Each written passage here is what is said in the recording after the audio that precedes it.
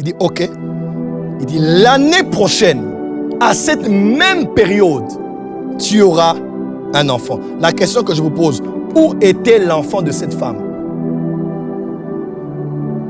Où était? Je crois qu'elle priait. Elle n'a pu recevoir un oint de Dieu que parce qu'elle connaissait Dieu certainement. Elle a pu avoir autant d'égards, autant de révérence. Parce qu'elle craignait Dieu, elle connaissait Dieu. Elle a certainement dit, Seigneur, donne-moi un enfant, donne-moi un enfant, donne-moi un enfant. Il y a des choses que vous attendez du ciel qui ne sont plus au ciel. Bienvenue dans cette vidéo. Le prophète Joël Francis t'enseigne dans cette vidéo certaines attitudes à adopter lorsque tu as prié et que tu t'attends à être exaucé. Surtout et surtout, honorer les hommes, célébrer les hommes et s'attendre à ce que Dieu va utiliser ces hommes pour accomplir ta destinée. Abonne-toi et like la vidéo. Bon visionnage.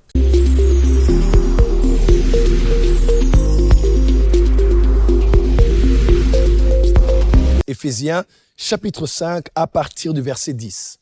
Épître de Paul aux Éphésiens, chapitre 5, à partir du verset 10.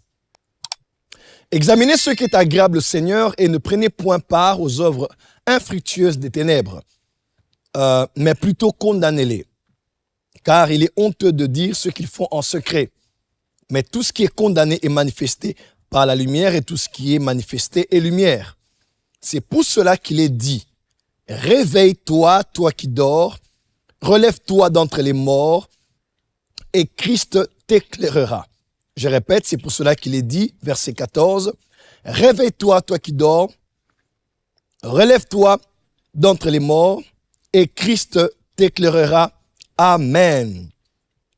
Alors, à notre deuxième épisode, je m'étais arrêté sur ce point. J'ai parlé du réveil spirituel et j'étais en train de le montrer maintenant, les prix à payer qu'il nous faut pour expérimenter un réveil spirituel par analogie avec cette image que j'ai donnée quand nous allons dans des supermarchés, nous entrons dans des magasins, nous vendons des articles.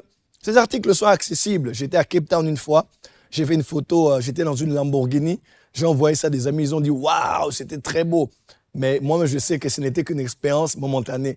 J'étais entré, j'ai vu, j'ai testé, j'étais là, mais je ne pouvais sortir avec de la mesure où j'aurais respecté le prix qu'il y avait sur la voiture. On peut entrer dans un magasin, on voit des vêtements, des chaussures, on peut tout essayer, c'est accessible. Mais ce n'est pas parce que c'est accessible qu'on peut sortir avec. Il faut respecter le prix qu'il y a sous les chaussures, qui est au niveau des semelles, qui est au niveau du costume. Il faut respecter le prix. Je vous ai dit ici que tout est accessible. Tu veux être l'homme le plus riche du monde, tu veux être la femme la plus sage de la terre, tu veux avoir 3 masters dans ta vie, avoir 5 doctorats. Tout ce que tu veux est accessible, pourvu que tu sois capable de payer le prix afin d'en posséder. Et je vous ai dit ici clairement que le réveil est accessible. Il est possible de voir ce que nous voyons ailleurs et ce que nous avons vu être fait par Dieu dans le passé au travers des hommes. Mais tout ce qu'il faut aujourd'hui, c'est de savoir payer le prix. Je vais aller directement, j'ai parlé ici du premier prix à payer. J'ai parlé de l'unité des frères. Actes chapitre 2, verset 1er, ils étaient tous ensemble d'un commun accord dans un même lieu. Et puisqu'il y a eu fusion, il y a eu effusion. Et il n'y a pas d'effusion sans fusion. Il faut que des hommes et des femmes se mettent ensemble comme des frères d'un même père afin de voir le ciel s'ouvrir et Dieu répandre la pluie en abondance. Il est écrit dans Actes des Apôtres, lorsqu'ils élevèrent la voix la Bible déclare, lorsqu'ils prièrent, ils élevèrent la voix, ils élevèrent une seule voix. Voilà un peu l'expression. C'était d'une seule voix qu'ils avaient élevé leur voix. À vrai dire, quand plusieurs personnes prient pour le réveil, plusieurs peuvent élever la voix, mais le monde spirituel et Dieu ne doit entendre qu'une seule voix. Parce que lorsque vos cœurs sont unis, peu importe la tonalité de la voix, le timbre vocal, mais quand nous prions d'un commun accord, Dieu n'entend qu'une seule voix. La prière qui fait descendre la pluie du réveil, c'est celle qui se fait avec des hommes et des femmes qui élèvent une seule voix, comme un seul homme, avec une seule âme, une seule émotion, devant Dieu. Nous avons dit ici, il faut l'unité des frères. Notez bien cela, l'unité des frères. Aujourd'hui, j'aimerais aller un peu plus loin que le premier point que j'ai développé. Le deuxième point dont j'aimerais parler ici, c'est ce point que j'appelle la soif. Quelqu'un peut dire avec moi, la soif. Il est écrit dans Ésaïe 55, verset 1er, deuxième prière à paix pour voir le réveil. Après l'unité des frères, il est écrit, « Vous tous qui avez soif, venez aux eaux. Même celui qui n'a pas d'argent, venez acheter et manger. Venez acheter du vin et du lait sans argent, sans rien payer. » Contraste. Comment peut-on nous dire de venir acheter, mais sans rien payer, sans argent? Comment peut-on nous dire de venir acheter, 1, du vin, 2, du lait? Comment pouvons-nous acheter le vin et le lait? On précise bien le verbe acheter, mais on dit sans argent. Il y a un contraste parce que on paye, on donne de l'argent pour recevoir en contrepartie le pain, pour recevoir en contrepartie le lait et le vin. Alors, on doit clairement trouver ici quelle est la monnaie, quelle est la monnaie dans ce verset qui n'est pas de l'argent, mais que l'on doit donner pour recevoir en contrepartie le lait et le vin. C'est sur la première ligne. Venez, vous tous qui avez soif. À vrai dire, ce que l'on paye dans la présence de Dieu, ce que l'on paye dans le marché spirituel où Dieu a tout disposé pour ses enfants, ce n'est pas de l'argent.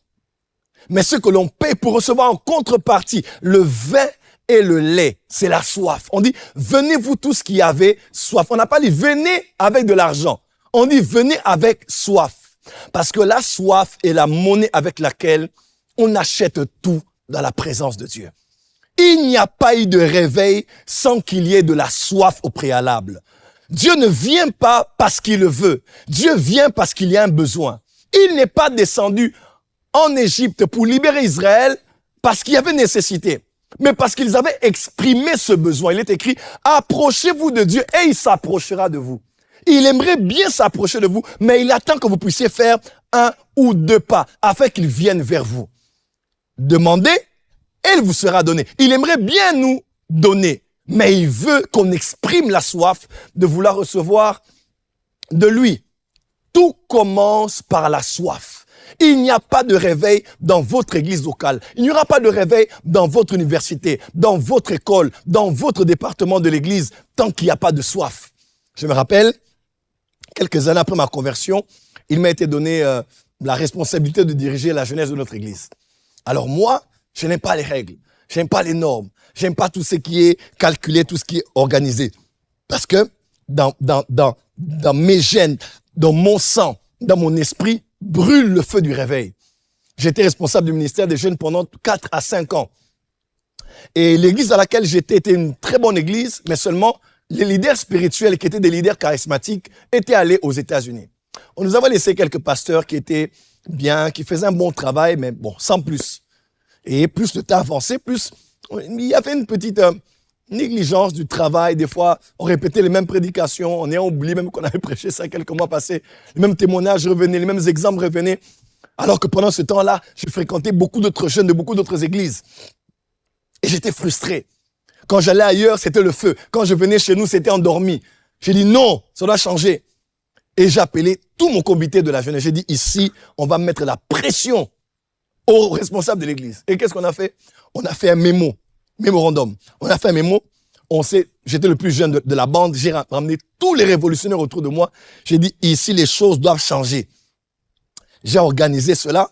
À l'époque, même, j'organisais des programmes avec le prophète Joe Grace, prophète Francine Gawala, pasteur Marcelo Tounas. À l'époque déjà, j'étais responsable des jeunes dans mon église. Et j'ai dit non, il faut qu'on chauffe ces gens. Alors, on a fait asseoir le comité de l'église. On a dit, on vous donne tel nombre de jours. Si vous ne changez pas votre manière de prêcher, si vous n'allez pas chercher Dieu pour la prière, et si vous continuez à nous répéter ce genre de message, on va quitter l'église. On ne voulait pas quitter l'église, à vrai dire, mais on voulait mettre un moyen de pression pour pousser les responsables à aller chercher Dieu. Et non à nous, toujours, tous les dimanches matins, c'était comme la bouffe d'hier, là, qu'on a réchauffée, on nous a donné, on avait des problèmes de digestion spirituelle. On avait des problèmes de digestif spirituel. Parce que on voulait les pousser à aller chercher les derniers arrivages du ciel. De recevoir le ainsi dit l'Éternel pour donner la nourriture convenable, autant convenable à l'église. Et après cette pression, ils ont commencé à changer les choses.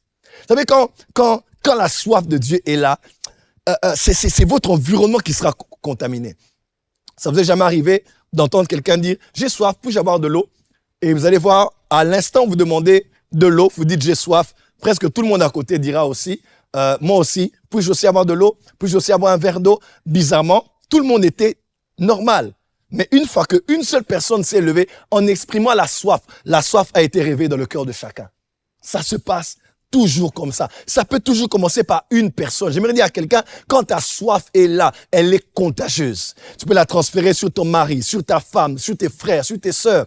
Le réveil ne commence que par la soif.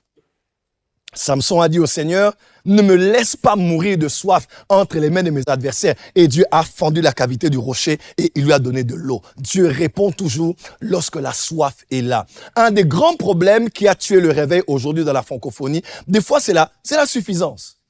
C'est le fait de croire qu'on est arrivé, qu'on a déjà reçu. Vous savez, quand nous allons des fois au Ghana, au Nigeria, c'est là que des fois, bon, pour certaines églises, en Inde par exemple, où j'étais, une fois j'étais à Chennai, à Kerala, à Bangalore, j'étais à New Delhi. Aujourd'hui, il y a une église de 300 000 personnes. 300 000 personnes. Imaginez-vous, vous avez votre église de 1000 personnes et vous croyez que vous êtes arrivé. Vous avez votre église de 500 personnes et vous croyez que vous êtes arrivé. Vous avez votre église de 3000 personnes. 3000, ça peut même être juste les agents du protocole. Peut-être même beaucoup plus. Pour une église de 300 000 personnes, imaginez-vous le nombre de protocoles qu'il y a. Moi, quand je suis allé au Nigeria, chez l'évêque David de Edepo, j'ai vu la chorale, il y avait près de 10 000 personnes. Il y avait, plus de 7 000 à 5 000 personnes. J'ai dit, waouh, Seigneur, si tu pouvais me donner juste cette chorale, j'aurais une des plus grandes églises dans ma génération à Kinshasa. Vous savez, des fois, on tombe dans l'impudicité, dans l'adultère avec la femme de Potiphar, et pourtant, on ne réalise même pas qu'on a appelé à être le chef de Potiphar. Des fois, on se contente et on tombe pour si peu. Et pourtant, il y a de plus grandes choses que Dieu réserve pour nous. Cette femme dit à Jésus, « Seigneur, Seigneur, ma fille, elle est malade et elle pleure et elle réclame de l'aide du Seigneur. » Le Seigneur dit, « On ne donne pas le pain des enfants aux chiens. » Cette femme de rétorquer, elle dit, « Seigneur, oui, c'est vrai. Moi, je suis un chien. Mais les chiens même mangent les miettes qu'il y a sous la table. » Jésus a dit, « D'accord, puisque tu as accepté que tu es une chienne, je te donne les miettes. » Elle a pris les miettes et sa fille a été guérie. Parce que même les miettes de Dieu peuvent faire des miracles. Les miettes ont guéri cet enfant, mais le pain était resté sur la table. Oh, comment? J'aimerais dire à quelqu'un, des fois, on a des miracles miettes, des mariages miettes, des croissances d'église miettes, des voitures miettes, des maisons miettes, des appartements miettes, des onctions miettes. Parce que même les miettes peuvent faire des miracles. Mais on se contente des petites choses, on dit alléluia, amen, on en parle, on pose, et pourtant, les vraies choses sont sur la table. Oh, je parle à une génération des hommes et des femmes qui vont avoir soif de plus avec Dieu, de plus avec le Saint-Esprit, de plus dans l'église, de plus dans le ministère, de plus avec Dieu. Soyez un éternel insatisfait. Des fois, l'ennemi du progrès, c'est ton récent succès. Quand tu restes dans tes lauriers, quand tu restes dans ton palmarès, tu dis, oh, Dieu avait fait ceci. Je ne veux pas d'un Dieu que je conjugue au passé simple. Lorsque nous jeûnâmes, nous priâmes, ils allèrent, ils prophétisèrent. Moi, les prophéties d'aujourd'hui, là, nous on faisait ça à l'époque. Papa fait aujourd'hui. Nous, les miracles, on voyait ça en 1990, 90. Tout ce que les jeunes gens là, papa fait aujourd'hui. Moi, je parle de foi à mes fils, je dis à mes fils, quand il faut travailler, il faut travailler. Parce qu'il y a des gens que je connais qui ont 70 ans, 80 ans. Le docteur Maurice Serroulo, paix à son âme, libéré encore l'onction, il était vieux. Je me rappelle une fois, il est là à Brazzaville et j'étais là au Omnisport de Wednesday. Il était là et il a dit, « Hear the voice of the apostle ». Donc, écoutez la voix de l'apôtre, « The apostle and the prophet ». Tout le monde était sidéré. À un moment, il a dit, « Receive the anointing ». On était tous par terre. À quel âge? Plus de 60 ans. 70 ans. Donc, ne soyez pas là en train de nous dire que tout ce que... Il y a plus en Dieu. Il y a plus que ce que tu as vu. Il y a plus que ce que tu as expérimenté. Mais il te faut avoir de la soif. Vous savez, la soif rend humble. La soif te pousse à réaliser que peu importe ce que tu as eu, tu n'es pas encore arrivé. Mais une fois que tu dis que tu es arrivé, tu vas commencer à reculer. Et à reculer. Et à reculer. Oh, j'aime bien dans Luc chapitre 11, je pense, lorsque Jésus parle de la prière, il dit c'est semblable à un homme qui, au beau milieu de la nuit, reçoit la visite de son ami. Et son ami lui dit, mon frère, j'ai de la visite chez moi à la maison, mais je viens chez toi après t'avoir mis autant de pression pour te réveiller parce que j'ai reçu des visiteurs et je n'ai rien à les donner. Soulignez bien quand vous lirez la Bible, on écrit « car je n'ai rien ». Oh, ça j'aime. « Car je n'ai rien ». Il a tellement importuné son ami. Son ami s'est réveillé, il a dit « Ok, d'accord, puisque tu es mon ami, je vais te donner du pain. » Pourquoi? Parce que tu as des gens qui sont venus te visiter. Tu as des gens qui attendent de toi. Et en tant que ton ami, je vais te donner ce dont tu as besoin parce que tu as avoué que tu n'as rien. Notre ami, le Saint-Esprit, a tout ce dont tu as besoin pour répondre aux attentes de ton Église, aux attentes de ta génération, aux attentes de tes auditeurs, aux attentes de ceux qui consomment tes albums ou bien tes chansons. Mais tant que tu n'es pas prêt à dire « je n'ai rien », il ne te donnera pas. Parce que Dieu ne remplit pas un verre qui est déjà rempli. Il est écrit « malheur à vous qui êtes désaltérés parce que vous aurez soif. Malheur à vous qui avez faim, qui êtes rassasiés parce que vous aurez faim. Mais heureux serez-vous. » Alléluia. Dieu remplit les cœurs assoiffés et les estomacs affamés. Y a-t-il quelqu'un qui me suit en ligne maintenant, qui a faim et soif de plus avec Dieu, avec humilité, en 20 ans de ministère prophétique, plein, 2004, 2024, plus de 25 ans de prédication de la parole, j'ai quand même vu des choses avec Dieu. Par sa grande miséricorde et par sa grâce infinie envers ma petite vie, j'ai vu des miracles inimaginables. À 19 ans, 18 ans, j'ai vu le premier mort ressuscité entre mes mains à l'église où j'étais. Qu'est-ce que je n'ai pas vu avec Dieu? J'ai vu des miracles inouïs, certaines expériences même dont je ne peux même pas parler pour ne pas être mal compris. De mes yeux, j'ai vu Dieu faire des miracles avec moi, au travers de moi, dans ma chambre, en public, des choses incroyables. Mais je bénirai jamais assez Dieu de m'avoir donné un cœur qui a constamment faim et soif de lui. Quand je vois un service que j'ai fait, je regarde, je dis, ah non, merci Seigneur, mais il y a plus que ça. Merci Seigneur, mais il y a plus que ça. Et aie l'habitude de ne pas vivre constamment avec des gens qui ne sont là que pour vous féliciter, vous encourager. C'est bien d'être encouragé, hein. Mais des fois, à force d'être avec des gens qui vous parlent toujours en bien pour vous encourager, qui ne vous challengent pas pour faire plus, même des fois, le contraire, c'est possible, hein. Des fois, à force d'être avec des gens qui vous critiquent et vous attaquent, vous pourrez croire que vous êtes arrivé. C'est fort ce que j'ai dit, hein. Je parlais avec un pasteur qui m'a dit, Joël, tu vois, toi et moi, nous sommes combattus. Des fois, c'est quand on commence à nous combattre qu'on a l'impression, puisque maintenant on est au top, on a été distingué plus que tous les autres, qu'on nous attaque. Et c'est là, des fois qu'on se relâche, on passe le temps à régler les problèmes, à protéger les nôtres, et on oublie qu'il y a plus que Dieu a gardé pour nous. Ni les compliments, ni les attaques ne puissent te réduire. Tu dois créer un vide en toi. Avant que le feu ne tombe du ciel au temps d'Élie, il a fallu creuser la terre. Et creuser encore. Et creuser encore. Faire un vide qu'on allait remplir avec de l'eau. Parce que le feu est attiré par le vide. L'Esprit de Dieu se mouvait au-dessus des eaux. Qu'est-ce qu'il y avait? La Bible déclare, la terre était informe et elle était vide. C'est lorsqu'il y a un vide que Dieu se meut. Lorsqu'il y a un creux que Dieu se meut. Cette femme emmenait des vases vides devant le prophète. Lorsqu'elle venait avec un vase et qu'on versait de l'huile, le vase était rempli. Le vase était rempli. Vase vide, vase rempli. Vase vide, vase rempli. Quand il n'y a plus eu de vase, l'huile s'arrêta de couler. Mes frères et sœurs, tant que tu viendras vide devant Dieu, Dieu te remplira. Mais une fois que tu croiras que tu es arrivé, nul ne chante mieux que toi. Nul ne prêche mieux que toi. Nul ne fait le service mieux que toi. Dans cette église, tu es l'élément majeur. Sans toi, on ne peut rien faire. Dieu va te prouver que tu n'es pas si indispensable que ça. Il va même, tu sais, ça fait mal hein, de voir, tu es un Moïse vivant et Dieu élève un Josué. Ça fait mal hein, que tu sois un David vivant et tu vois un Salomon s'asseoir à ta place alors que tu es encore vivant. Et quelqu'un d'autre commence à faire ce que tu aurais dû faire. Tu commences à voir la suite de ta vie par quelqu'un qui est là. Ah, moi, non. Moi, je vais finir ma vie après avoir tout donné sur la terre. Lorsque je termine, la prochaine génération prend le manteau que j'ai laissé et ils vont faire 14 miracles comme Élisée. Là où moi, j'en ai fait 7. Quelqu'un peut dire amen très fort. Dis avec moi, la soif. Je prie aujourd'hui que Dieu, que par le Saint-Esprit, nous puissions avoir à nouveau soif. La soif te poussera à lire la Bible encore plus. La soif te poussera à répéter encore plus. La soif te poussera à aller encore dans les retraites, à encore jeûner. Tu n'es pas arrivé. Tout ce qu'on voit n'est pas tout ce qu'il y a. Je vais peut-être faire rire à quelques pasteurs ici. En 2003, je crois, le Bishop Jakes, à la fin de l'année, était au Nigeria, à Lagos.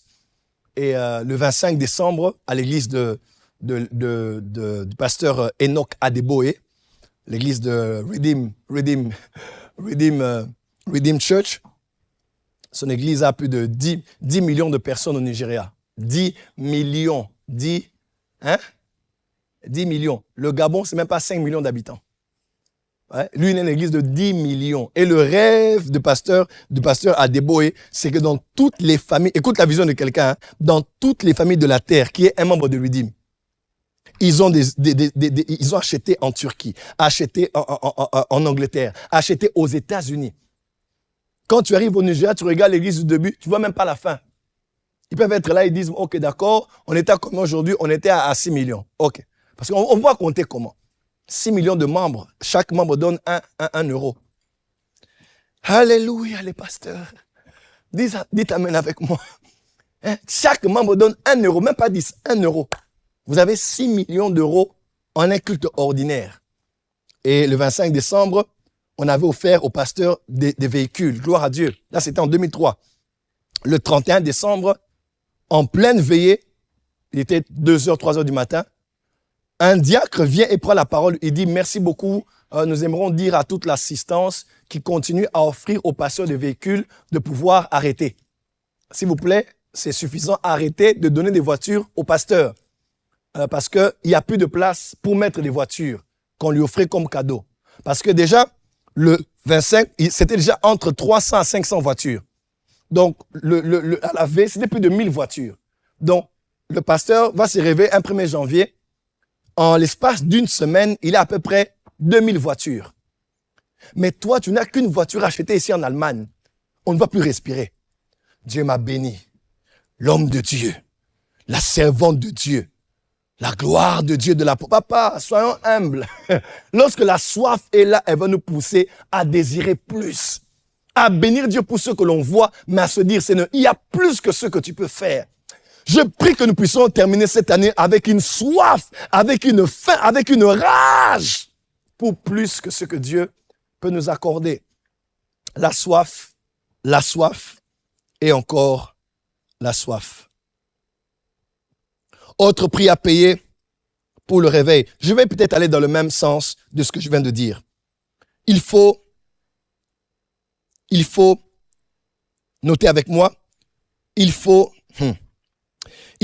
visiter les zones du réveil ou les zones de réveil.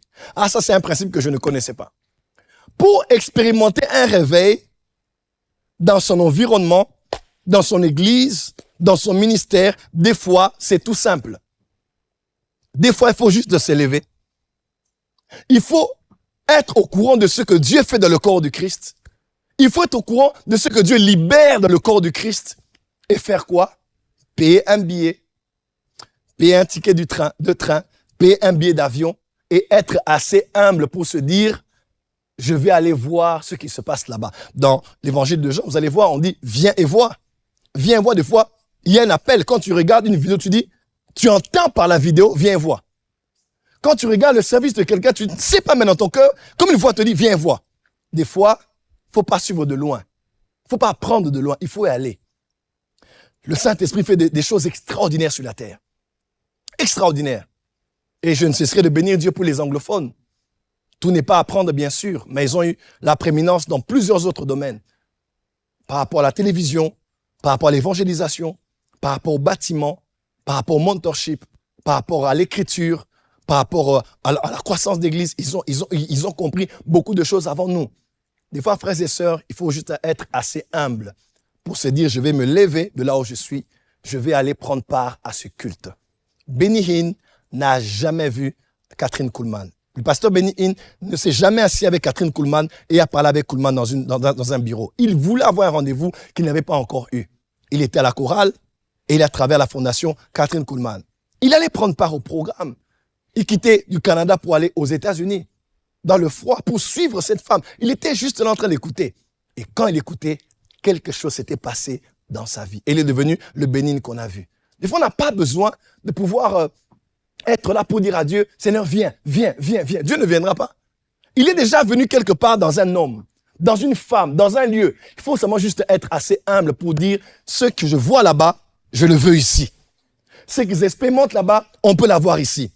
Dans la vie, l'homme intelligent n'invente pas la roue. Il y a des choses que tu n'auras que parce que tu as assez d'humilité pour aller poser la question et dire, comment avez-vous fait? Qu'est-ce qu'il faut faire pour? Que puis-je faire pour améliorer? Comment avez-vous fait pour en arriver à de tels résultats? Il faut être assez humble pour aller faire cette démarche. Il est écrit, demandez et vous sera donné. Matthieu 6, verset 6. Cherchez et vous trouverez. Mais troisième dimension, frappez et l'on vous ouvrira. Donc, vous êtes à l'extérieur de la maison. La porte est là. Vous frappez. On dit, on vous ouvrira. C'est pas Dieu. Qui est ce on? Le on est la personne qui est à l'intérieur de la maison, qui a entendu votre appel et qui, lui, est déjà à l'intérieur et va ouvrir pour vous afin que vous puissiez entrer là où lui, il est entré avant vous. Oh, come on. Laisse-moi te dire, il y a une maison pour tous les domaines. Être un grand producteur, être un grand prophète, être une grande femme d'affaires, être quelqu'un qui est fort au niveau des domaines de make-up, de bien-être. Il y a des gens qui vous ont précédé là où vous voulez entrer. Ne vous compliquez pas la vie. Il faut frapper la porte et croire que c'est quelqu'un qui doit ouvrir. Il y a des gens qui ont des clés. Il y a des gens qui ont été là où vous voulez être. Voilà pourquoi, quand l'ange est apparu à Marie, à la fin de tout ce qu'il a dit à Marie, il a dit à Marie ceci, il dit, d'ailleurs, ta parente Élisabeth est à son 6e mois, car rien n'est impossible à Dieu. Donc, celle-même qui était stérile que tu as vue là, qui n'avait pas d'enfant, a eu un enfant surnaturellement. Toi aussi, tu auras un enfant surnaturellement. 6 mois avant toi, une Élisabeth a été enceinte surnaturellement. 6 mois avant toi, quelqu'un a reçu l'appel au ministère. 6 mois avant toi, quelqu'un aussi a commencé à chanter, à faire des albums à succès. 6 mois avant toi, quelqu'un s'était lancé dans les affaires et investi dans le trading et s'est fait des millions aujourd'hui. Il faut avoir l'humilité comme Marie de se dire, je me lèverai de ces lieux et j'irai voir Élisabeth. Et quand tu te connectes à de tels lieux, à de telles personnes comme Marie-Élisabeth, quelque chose va bouger en toi. Élisabeth, probablement, elle va prophétiser pour toi. Il faut avoir l'humilité qu'on veut voir. Des fois, j'ai vu des hommes de Dieu voyager pour un certain pays. Il assiste à un programme. Il a un certain montant. Quand il rentre chez lui à l'église, c'est toute l'assemblée qui est embrasée. Des fois, il faut avoir l'humilité d'aller visiter ce que le Saint-Esprit fait aussi loin de nous. Pourquoi pas en Colombie, au Guatemala, en Inde, au Congo, au Zimbabwe, au Ghana, au Nigeria. Il y a plusieurs réveils dans le monde aujourd'hui, mais se laisser conduire par l'esprit. Des fois, c'est vrai, je suis pas très pour ceux qui vont un peu, les suceurs d'onction là qu'on connaît aujourd'hui, qui font la ronde de toutes les églises, de toutes les réunions, tu le vois dans tel live, c'est encore lui qui était tombé. Tu vas dans un autre live, il était dans cette réunion là, il est encore tombé. Tu vas dans un autre culte, et il était là-bas, et il était encore tombé. C'est vrai qu'il y a ce genre de personnages qui sont un peu partout et nulle part comme des papillons. Ça bouge un peu, il bouge, ça bouge un peu, il bouge. Mais on ne parle pas de ces côtés extrêmes. On parle vraiment du côté d'être conduit par l'esprit. Ce jour-là, Siméon était conduit par l'esprit pour aller au temple. Et il s'avérait que c'était exactement le jour où le Messie était arrivé. C'est important, des fois, d'être conduit au temple par l'esprit. D'être conduit dans un lieu de prière par l'esprit. Tu sens dans ton cœur que tu dois faire un voyage. Tu sens dans ton cœur, tu dois aller rencontrer tel serviteur de Dieu. Il priera pour toi et ta vie changera. Tu verras des choses et ta mentalité changera. Tu sais, des fois, nous sommes un peu comme Abraham. Dieu veut parler à Abraham de sa postérité, mais Abraham est encore dans l'attente. Il y a des coins, nord, sud, est, ouest. Il y a l'attente, il y a des limites. Tu dis, si je lui parle ici, il ne comprendra pas. Tu dis, Abraham, viens, mais sors avec moi, sors. Et quand il sort de là où il y avait des limites, n'est-ce pas? Il dit, lève les yeux et regarde. Il a pu avoir un glimpse, une idée de ce à quoi ressemblerait sa postérité. Des fois, ton problème, c'est là où tu es. Dieu ne peut pas te parler tant que tu es là. Tu ne peux pas comprendre parce qu'il y a trop de barrières et de limites autour de toi. Des fois, lève-toi et sors. Paie un billet d'avion. Prends ta voiture. Bouge. Appelle, réserve l'hôtel, sois quelque part. Même à l'arrière. Nous ne sommes pas pressés de toujours vouloir... Il faut d'abord qu'on reconnaisse que je suis the man of God. Tu n'as pas besoin de ça. Quand l'Esprit de Dieu t'a conduit, même à l'arrière, on t'appellera, on dira, appelez cet homme qui est à l'arrière et qu'il avance. Dieu le fera pour toi si tu es capable d'aller visiter des zones de réveil. Quelqu'un peut dire amen très fort. Et dernier point que je vais développer ici, pour terminer, durant les quelques minutes qui me sont imparties, c'est dans la même lancée, c'est reconnaître les instruments de réveil. Reconnaître les instruments de réveil. Au fil de ces quelques années de ministère, j'ai fini par conclure ceci. L'homme est la méthode de Dieu. Lorsque Dieu veut toucher l'homme, il passe par l'homme pour toucher l'homme.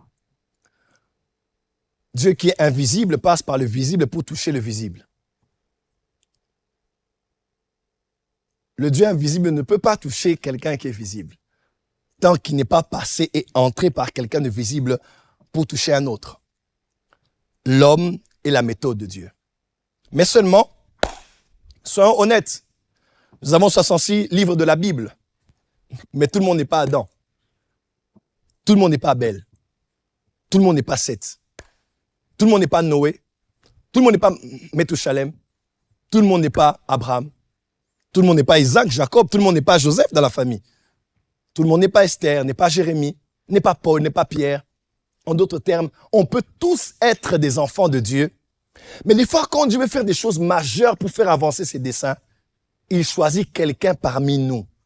Quelques-uns d'entre nous qu'il suscite, qu'il élève et par lesquels il passe pour bénir la majorité. Et ça, on doit l'accepter. Tout le monde n'est pas tout le monde. On n'est pas dans un champ de maïs où tout le monde a de la barbe, donc tout le monde est un vieillard. Non. Dieu se plaît à mettre à part des hommes. Écoutez-moi, même des fois qu'on dit Dieu va tous vous bénir. Oui, Dieu nous bénit tous. Mais j'aimerais donner une déclaration qui est terrible ici. Nous ne sommes pas bénis, nous tous ici. Personne n'est béni. Dieu n'a béni, après Noé, Dieu n'a béni qu'un seul homme. Cet homme s'appelait Abraham. Oui. Même nous sommes bénis, nous sommes devenus fils d'Abraham en Jésus-Christ pour être bénis. Dieu va vous élever, il va vous élever. Amen à l'église. Mais honnêtement, tout le monde ne sera pas élevé de la même manière. Mais il est écrit, lorsque le Fils de l'homme sera élevé, il attirera tous les hommes à lui. Qu'est-ce que Dieu fait? Il élève une personne par laquelle il va élever aussi tous les autres. Mais avons-nous la mentalité, avons-nous la connaissance, avons-nous la prédisposition du cœur d'accepter que pour ce réveil, Dieu a élevé telle femme. Pour se réveiller, Dieu a élevé tel homme. Et surtout, d'identifier, de reconnaître, d'accepter et de laisser libre cours à quelqu'un qui est appelé à être un instrument de réveil. Quelqu'un dira, je ne le sens pas. Je vais lire pour vous quelques versets ici. La parole de Dieu déclare ceci. Je vais lire pour vous dans 1 Corinthiens 1, verset 25 à 29. Il est écrit, car la folie de Dieu est plus sage que les hommes, et la faiblesse de Dieu est plus forte que les hommes. Considérez, frères, parmi vous qui avez été appelés, il n'y a ni beaucoup de sages, selon la chair, ni beaucoup de puissants, ni beaucoup de nobles. Mais Dieu a choisi les choses folles du monde pour confondre les sages. Dieu a choisi les choses faibles du monde pour confondre les fortes. Et Dieu a choisi les choses viles et celles qu'on méprise. celles qui ne sont point, pour réduire à néant celles qui sont, afin que nulle chair ne se glorifie devant Dieu. Comment? Afin que nulle chair ne se glorifie devant Dieu. Qui es-tu pour imposer à Dieu le genre d'instrument de réveil que tu aurais voulu voir pour votre église, pour votre génération? Qui es-tu? Quand Dieu choisit, c'est selon le bon vouloir de sa volonté. Il est assis dans la circonférence de son entité, Père, Fils et Saint-Esprit, et il décide de qui il veut choisir. Des fois, ce n'est pas des personnes fortes, mais des personnes faibles, pour confondre celles qui sont fortes. Des personnes viles et sans valeur, pour confondre les personnes qui ont de la valeur. Des personnes folles, pour prendre et confondre les personnes sages. J'ai étudié les réveils, j'ai vu les hommes que Dieu a utilisés des fois. Ils avaient toujours une écharde. Ils avaient des combats. Ils avaient des incapacités. Certains avaient des faiblesses. Quand on dit faiblesse, ce n'est pas toujours faiblesse sexuelle, non. Faiblesse de langage. Pas beaucoup étudié. Ils ont eu beaucoup d'handicaps. L'un disait, je bégaye. L'autre disait, je suis un enfant. L'autre disait, je suis d'une famille la plus pauvre de la tribu, de la plus pauvre de toutes les familles. Mais c'est à ces personnes-là que Dieu a fait grâce. Afin que, j'ai compris ceci. Lorsque Dieu veut se révéler, il se cache. Et il se cache par des personnes d'apparence méprisante. Afin que seuls les plus sensibles, alléluia, puissent discerner que c'est Dieu qui se cache derrière cet homme. C'est lui qui se cache derrière cette femme. Il s'appelait William Marion Branham. Qui n'a pas parlé en mal de William Marion Branham? Je suivais une émission, Paul Crouch, l'initiateur de TBN, son épouse Tel Osborne et son épouse, et ils parlaient. Et Tel Osborne, qui a évangélisé l'Afrique en particulier, c'est le père spirituel de Benson Idahosa, le père spirituel de Heidi Nabala au Congo. Tel Osborne disait, quand j'étais en Inde, j'ai échoué en Inde, je suis rentré, Jésus m'est apparu. Mais la deuxième visitation de Jésus, je suis allé à un culte de William Branham. Et Paul Crouch de TBN, il disait, c'est vrai, nous aussi à l'époque, on nous interdisait d'aller à ces réunions parce que on disait c'est pas normal que quelqu'un soit là et qu'il cite votre nom, vos problèmes, votre adresse, votre maison, votre maladie, votre docteur, c'était trop de détails. On se disait, mais c'est la manipulation, c'est la sorcellerie, c'est l'occultisme, c'est la télépathie. Il y avait beaucoup de choses qu'on crée autour de cet homme. Il y a une servante de Dieu qui s'appelle Marlene Aike, une grande évangéliste, bibliste. Elle et sa fille font une émission, je crois sur God TV ou TBN ou quoi. Ou je ne sais plus. Elle donne son témoignage, elle dit, ma fille, la fille qu'elle a eue, Marlene Aike, beaucoup de gens la connaissaient, c'est une des seules femmes qui a prêché dans une mosquée. Elle a prêché, je crois, au Pakistan, une grande évangéliste, télévangéliste. Grande amie de pasteur Benny Hinn et de toute la famille de TBN. Elle donne le témoignage, elle dit, la fille que j'ai ici, j'étais allé dans un culte de William Marion Branham. Elle n'avait pas d'enfant, je crois 3 ans. Elle va dans une réunion de Branham, Branham l'appelle. Il dit, madame, vous appelez un tel, vous venez de telle ville, vous avez tel problème. Et il lui dit, rentrez, vous allez avoir un enfant. Et pendant que Branham parlait, elle voyait comme des cerceaux lumineux en train de tourner à ses pieds et d'entrer en elle. Elle est rentrée, elle a eu l'enfant avec qui elle a commencé à travailler et elle a commencé à prêcher la bonne nouvelle sur la chaîne de télévision TBN. Mais qui aurait cru? Parce que tout le monde avait collé des étiquettes à cet homme de Dieu. C'est un magicien, c'est un sorcier, c'est un occultiste. Mais Tel Osborne qui a été béni a été impacté et a impacté mon pays, le Congo, en permettant à un de ses fils d'être le père du réveil, Alexandre Heidi Nabala. On en parlera une autre fois. Il faut reconnaître les instruments de réveil. Écoutez-moi, quand Dieu vous envoie un David, vous tuez David, Goliath vous tuera. Ne tuez pas votre David. Parce que quand Goliath s'élèvera, vous allez manquer quelqu'un qui va prendre le courage pour pouvoir intervenir. Si vous prenez votre Joseph, vous le tuez, c'est bien parce que vous étiez jaloux. Vous aviez le pouvoir de le tuer. Mais regardez le nombre de personnes à qui vous allez priver de blé. Plusieurs années après, quand la famine viendra, il n'y aura aucun Joseph pour intervenir, pour interpréter le rêve de Pharaon et celui des chansons et du panetier. Des fois, il nous faut juste l'humilité de l'accepter. Dans la francophonie, voilà les hommes que Dieu nous a donnés. Nous les apprécions. Nous les aimons. Nous prions pour eux. Dans le corps du Christ actuellement, voilà. Parce que des fois, on demande à Dieu des choses. Seigneur, on a vu des hommes de Dieu aux États-Unis qui sont riches. Donne-nous aujourd'hui aussi dans la francophonie des hommes de Dieu riches. Mais une fois que les hommes de Dieu deviennent riches, aïe, aïe, aïe, aïe.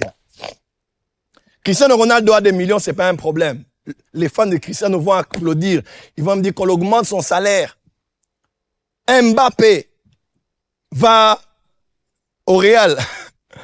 Il touche beaucoup d'argent. Ça ne dérangera personne. Aucun supporter de Mbappé, de Lamine Yamal, de Messi ne pourra se plaindre du salaire des maisons. Il va même s'en vanter. Parce qu'il dit, je suis son fanatique. Est-ce que Lamine Yamal veut lui donner de l'argent? Cristiano lui donnerait un peu d'argent? Est-ce que Messi même va te partager 1 euro pour payer tes factures? Rien. Mais tu seras là, tu ne dormiras pas la nuit parce que Miami Rose a échoué. Alors, en quoi ça vous dérange qu'un homme de Dieu soit riche? Votre propre pasteur, qu'il soit millionnaire, qu'il soit milliardaire. Aujourd'hui, ça devient tout un débat dans le corps du Christ. Parce qu'on ne comprend pas qu'il y a des hommes que Dieu suscite pour être les signes de ceux qui vont nous arriver. Écoutez-moi très bien, il est écrit, dans Psaume 133, il est écrit, c'est comme de l'huile qui descend à la tête, qui coule à la barbe, aux vêtements et au bord des vêtements. Hé, barbe, lorsque tu vois l'huile commencer à la tête, réjouis-toi. Positionne toi-même de la bonne manière, parce que l'huile qui est au-dessus finira par arriver chez toi. Hé, vêtements, oh, pied, toi qui es là, qui regarde au-dessus et qui se dit, waouh, ils ont eu de l'huile sur eux. Positionne-toi de la bonne manière. Reste à ta place, parce que ce qui est descendu est une prophétie que ça viendra chez toi. Quand Dieu commence à bénir votre tête, votre pasteur, votre leader, c'est une prophétie pour vous. Ce qui lui est arrivé nous arrivera aussi. Aujourd'hui, on a des fidèles sorciers, des membres des églises sorciers. Quand les pasteurs commencent à en avoir, les pasteurs d'aujourd'hui s'enrichissent sur le dos des pauvres. Est-ce qu'un pauvre a déjà enrichi quelqu'un? C'est pas méprisant ce que j'ai dit, mais il faut être logique un peu. Ouais. Je peux élever quelqu'un pour que cette personne nous apporte un message dur, très dur à entendre. Des fois, on a l'impression que c'est de la condamnation. Mais on doit savoir que Dieu passe par lui, par son message, pour pouvoir recadrer des choses dans nos vies qu'un autre messager ne nous apportera jamais. Des fois, on prie pour des réveils, mais quand les instruments de réveil arrivent, on dit, c'est pas ce qu'on aurait voulu avoir. C'est pas trop ce qu'on aime. On n'aime pas trop le format. Quand Dieu se révèle, il se cache. Voilà pourquoi il est écrit, dans Proverbes chapitre 25, il est écrit, la gloire de Dieu, c'est de cacher les choses. Hein? La gloire du roi, c'est de cacher les choses. Mais la gloire du prince, c'est de les sonder. Dieu, quand il se révèle, il se cache. Voilà pourquoi il est écrit, cette puissance, nous l'avons dans des vases de terre. Dieu mettra toujours des grandes choses, mais dans la vie d'une femme ou d'un homme, quand tu regarderas, tu diras, comme ça c'est Dieu ça. Ah, laissez tomber, dit. Parce que pour nous, dans nos pensées, on a déjà conçu quelque chose de particulier. Je terminerai avec Actes chapitre 12. Jacques a été décapité, Pierre est en prison. Toute l'église est en train de prier. Seigneur, que Pierre sorte de prison. Seigneur, alléluia. Oh Seigneur, touche, visite, agis Seigneur. Et Dieu a dit, je vais exaucer les prières des saints. Dieu a envoyé son ange qui a libéré Pierre. Ils ont prié, la prière a été exaucée. Mais ils continuent à prier. Mais la prière était déjà en route. L'exaucement est en route. Pierre arrive là, il frappe à la porte, Et une femme, c'était une servante, c'était même pas un apôtre, c'était même pas un leader. Ils ont laissé partir une femme qui était une servante. Peut-être pas d'un aussi haut niveau spirituel que les autres. Quand les autres priaient, elle était en train de servir certainement. Et cette femme est partie, elle a ouvert, elle a regardé, elle a dit c'est son ange. Elle a fermé. Et elle est entrée, elle a dit c'est son ange, ce n'est pas du tout lui.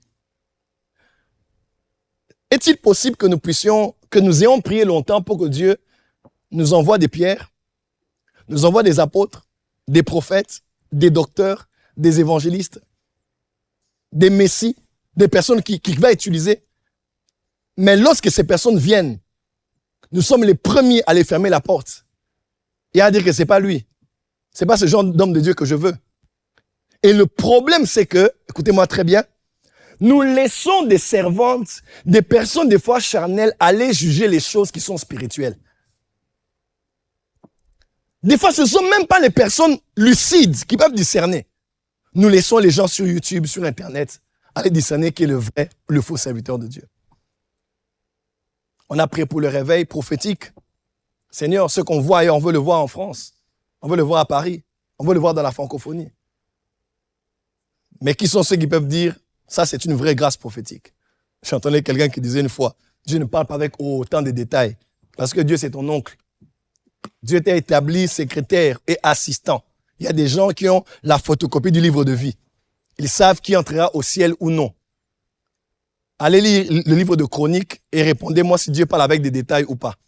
C'est quand tu dis Chroniques, tu vois des noms qui sont là. Après, on donne seulement 15 noms des gens qu'on prophétise. 20. Allez, le jour où vous allez me donner la réponse, pourquoi il y a tous ces noms dans Chroniques, je vous dirai pourquoi Dieu donne beaucoup de détails dans les prophéties. Mes frères et sœurs, Dieu reste Dieu et nous devons être ouverts à son action. Seigneur, nous prions pour le réveil, mais lorsqu'il viendra, donne-moi de le reconnaître. Je prie pour que tu me visites, mais peu importe la voie que tu vas utiliser, donne-moi l'humilité et la sensibilité spirituelle de reconnaître cela. Je termine avec ce petit témoignage. On parle de l'histoire de cette femme. C'est une anecdote, une vieille histoire que j'avais entendue quand j'étais petit, quand j'étais encore nouvellement converti. Cette famille, cette femme qui dans sa maison, Jésus lui avait parlé la nuit pour lui dire, je vais te visiter aujourd'hui. Alors elle se réveille, elle réveille tout le monde à la maison et dit, apprêtons la maison, on a sorti les meilleures tasses, les meilleurs couverts, tout parce que Jésus vient à la maison. Et à peine qu'on commençait à faire, on a frappé à la porte. Et c'était un mendiant qui demandait de l'argent. Je dis, quitte de là, le maître veut venir, le Seigneur veut venir. Quitte de la porte, frère, les gens comme ça, on dit, Satan les envoie pour venir. Satan, au moment, t'envoie pour venir déranger. Dégagez! Et à peine, ils ont dit, dégagez là-bas, et une autre femme passait par là aussi. Oh non, mon enfant est malade, tout. Il dit, pardon. Maman, regarde. Vous voyez les gens? On est vraiment en train de se préparer ici pour le Seigneur. On dit que Satan vous amène pour nous amener à la colère. Allez, dégagez. Une troisième personne aussi, comme ça. Ils ont attendu jusqu'au soir. Jésus n'est jamais venu.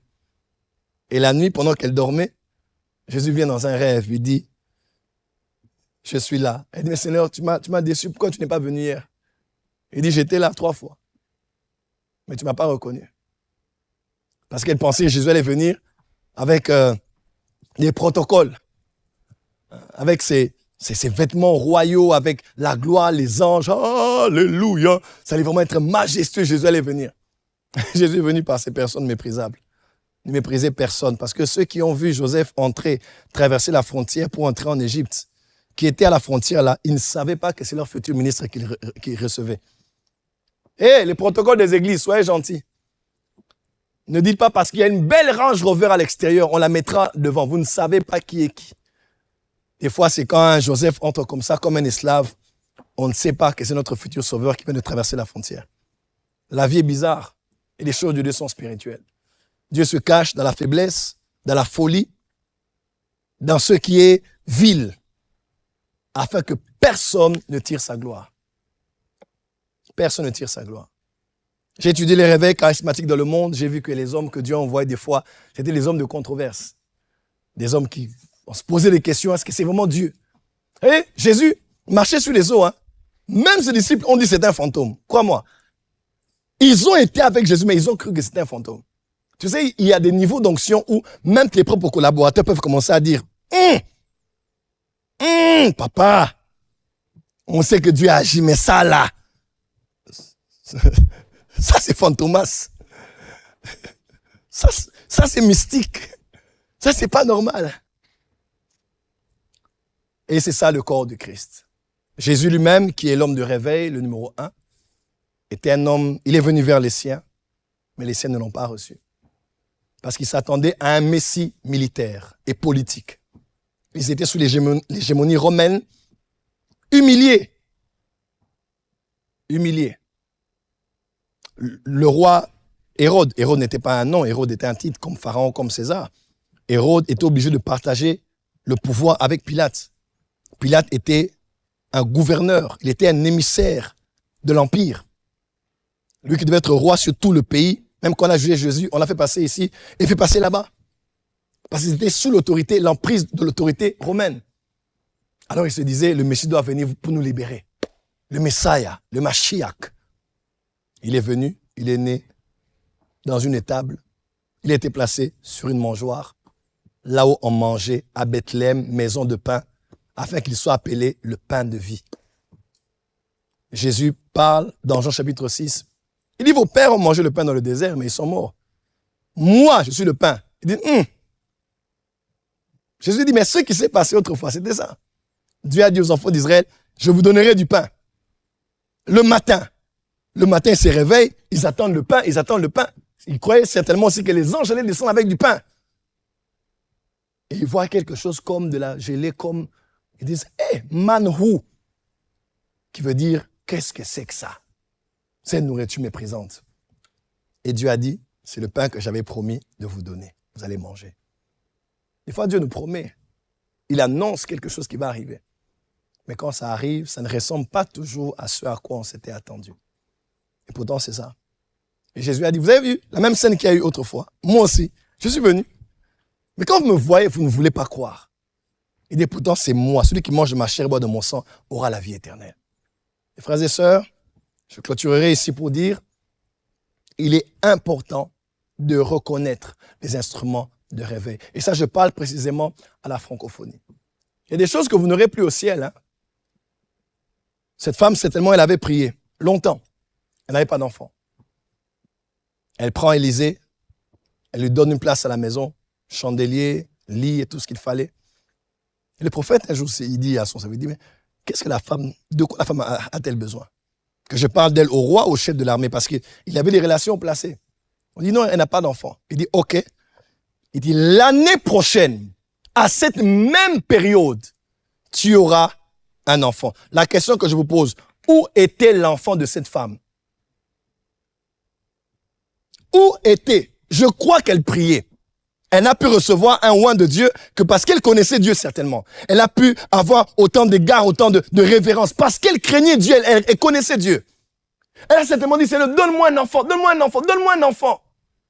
Il y a des choses que vous attendez du ciel qui ne sont plus au ciel.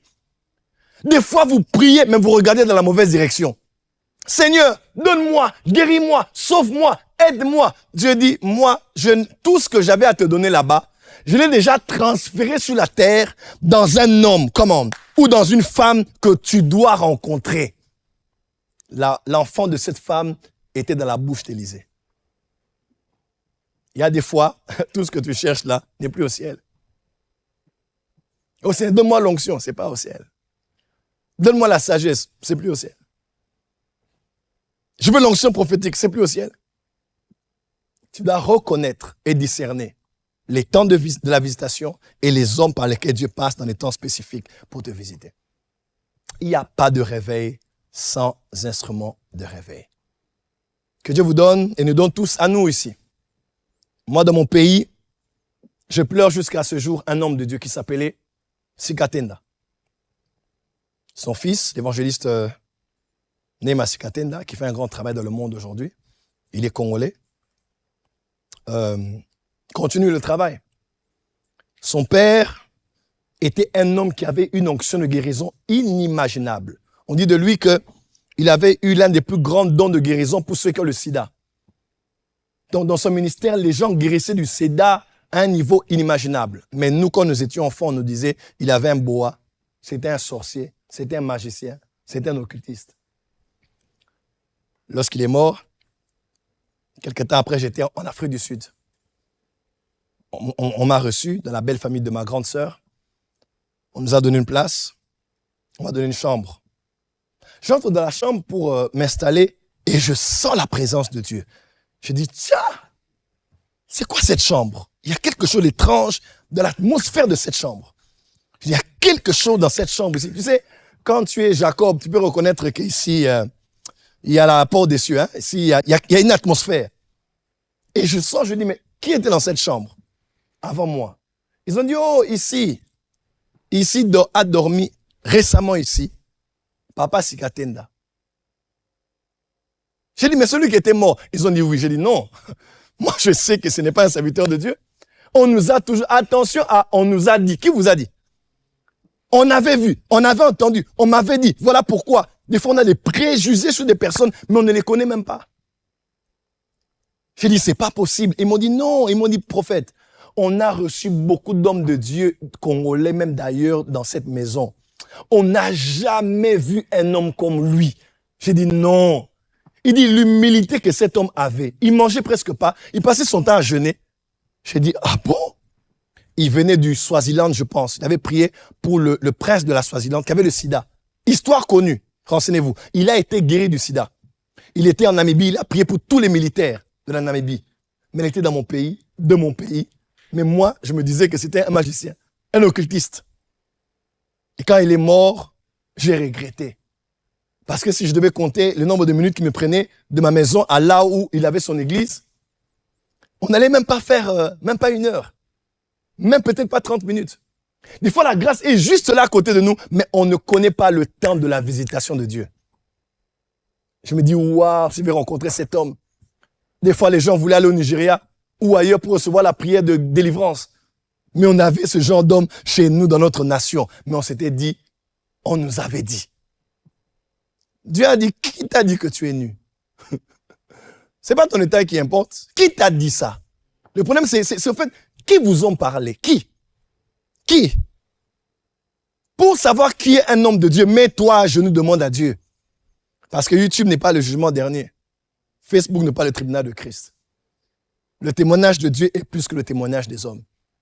Cela n'est pas que valable dans le ministère, même dans toutes les autres sphères de la vie. Il faut apprendre à reconnaître les hommes que Dieu met devant vous. Je vais terminer finalement ici. Des fois, quand on est dans des malls, on arrive quelque part, tu vas voir toujours quelqu'un qui vient. Oh, homme de Dieu. Homme de Dieu, une photo. Directement snap. Des fois, ma femme se fatigue de me voir répéter le même refrain. Je dis toujours aux gens, laisse d'abord. Je vais te donner la photo, il n'y a pas de problème. Mais le matin, quand tu t'es réveillé, tu as dit à Dieu, mets des bonnes personnes sur mon chemin. Bénis cette journée, visite-moi. Est-ce que tu crois que Dieu t'a exaucé? Certainement que Dieu m'a mis sur ton chemin maintenant pour que tu sois visité. Mais tout ce que tu veux, génération d'aujourd'hui, photo, selfie. Donc vous rencontrez Moïse, prophète Moïse. Celui qui a séparé les eaux en deux là. Oh, Moïse, on va snapper. Élie, le chauve va maudire ton téléphone là. Élisée, même son père spirituel était très colérique. Élisée, photo. Mais tu rencontres Jésus. Jésus, le Fils de Dieu. Peut-on avoir un selfie? Est-ce qu'avoir des photos avec les hommes de Dieu, c'est mauvaise chose? Non, loin de là. Et des fois, c'est charnel. Et les hommes de Dieu, des gens payent les billets pour les rencontrer. Des rois les cherchent. Des ministres cherchent leur numéro pour avoir de l'aide. Mais vous avez eu 5 minutes avec lui. Aucune question. Aucun besoin de prière. Un jour même, j'ai dit à quelqu'un, j'ai dit, dans ta maison, c'est une personne qui a le cancer. Il dit oui. Il dit oui, on a une de nos tantes qui a le cancer. J'ai dit, mais pourquoi tu ne penses pas d'abord à, prophète, ma tante est malade, on va appeler maintenant, prie au téléphone. Notre génération, c'est le téléphone. C'est d'abord les selfies. Et c'est des choses semblables. Dieu nous visite toujours. Mais des fois, nous sommes distraits par des futilités. La francophonie est bénie.